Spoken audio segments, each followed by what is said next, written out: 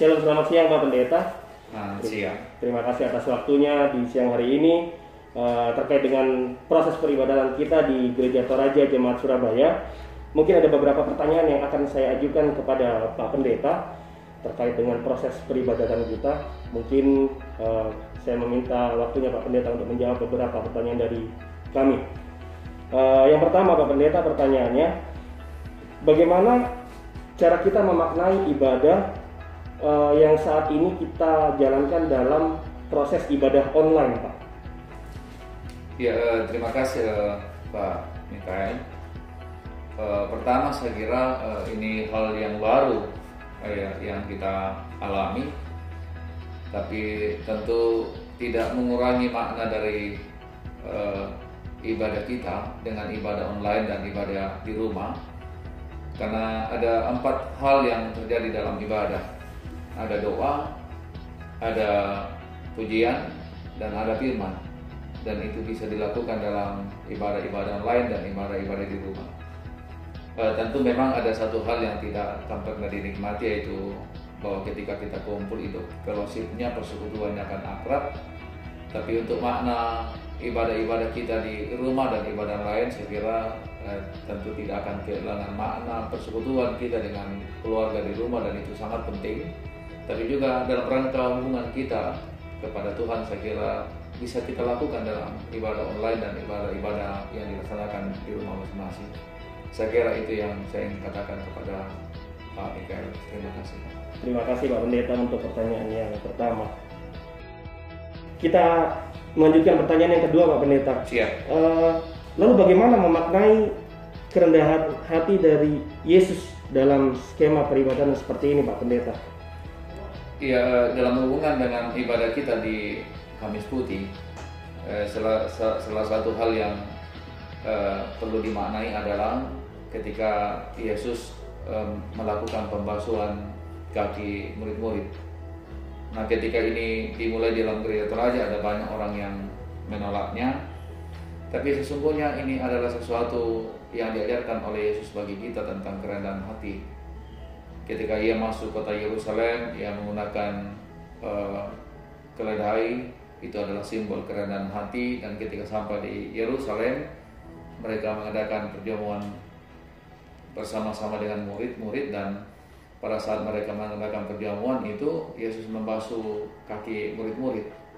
Dan di Yohanes pasal 13 dikatakan begini, "Kamu menyebut aku guru dan Tuhan, dan katamu itu tepat, sebab memang akulah guru dan Tuhan. Jadi jikalau aku membasuh kakimu, aku yang adalah Tuhan dan gurumu, maka kamu wajib saling membasuh kakimu."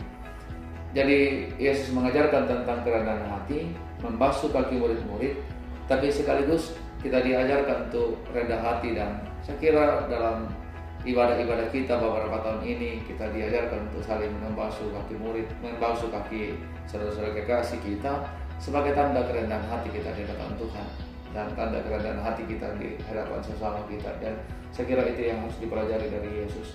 Ini adalah pekerjaan yang rendah dari seorang hamba, tapi Yesus mengajarkan bagi kita untuk kemudian juga belajar rendah hati di hadapan sesama dan khusus di hadapan Tuhan. Terima kasih. Baik, terima kasih Pak Pendeta. Baik Pak Pendeta, mungkin pertanyaan yang terakhir, lalu bagaimana memaknai kita sebagai murid belajar dari keteladanan dari Petrus dan Yudas? Saya kira dua murid itu dalam perjamuan makan bersama-sama dengan Yesus, dua murid ini yang sangat menonjol, yaitu Yudas dan Petrus. Yudas itu kemudian menjual Yesus, dan Petrus menyangkali Yesus. Nah, pertanyaannya adalah kenapa mereka lakukan itu? Kalau Yudas punya kepentingan masalah uang, ia menjual Yesus karena kepentingan uang. Kemudian Petrus, ia menyangkal Yesus karena kepentingan dirinya untuk kemudian dapat selamat dari ancaman dari orang-orang Yahudi. Nah, saya kira yang harus dipelajari sesungguhnya adalah sikap ketika mereka menyadari kesalahannya. Itu bisa saja terjadi dalam kehidupan kita. Kita bisa menjual Yesus, kita mungkin mengkhianati Yesus. Tapi hal yang kita harus pelajari lebih jauh adalah cara ketika kemudian kedua orang ini menyadari kelemahannya. Kalau Petrus menyadari kelemahannya, ia kemudian bergumul dan ia menyadari bahwa ia salah, dan karena itu ia menangis dan bertobat. Sementara Yudas ketika ia menyadari kelemahannya bukan bertobat, tapi yang dilakukannya ia lalu kemudian bunuh diri.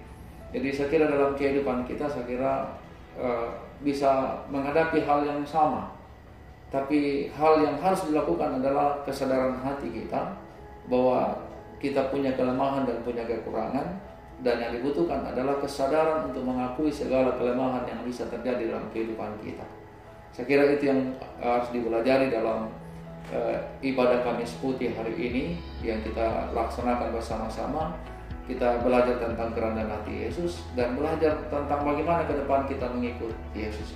Kita harus tetap setia, tetap mengikuti Yesus dalam ketaatan dan kesetiaan itu. Terima kasih. Terima kasih Pak Pendeta, Tuhan Yesus memberkati pelayanan Pak Pendeta. Baik, jemaat, itu tadi adalah jawaban dari Bapak Pendeta John Adi Palimbong. Semoga jawaban yang diberikan akan menjadi berkat bagi perjalanan hidup kita dalam menjalani hidup sehari-hari. Demikian beberapa ungkapan hati dan beberapa pertanyaan serta beberapa jawaban dari Pak Pendeta. Semoga kita selalu dalam terang kasih Tuhan Yesus. Tuhan Yesus memberkati kita sekalian. Amin.